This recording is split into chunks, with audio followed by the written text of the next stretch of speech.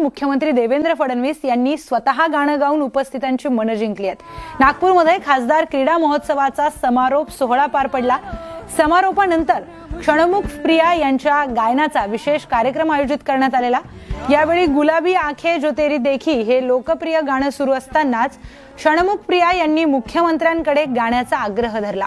उपस्थित श्रोत्यांना निराश न करता मुख्यमंत्र्यांनी देखील उत्साहाने या गाण्याच्या काही ओळी गायन केल्यात। संभालो मुझको ओ मेरे यारो, संभालना मुश्किल हो गया। गुलाबी आंखें जो तेरी देखी, शराबी ये दिल हो गया।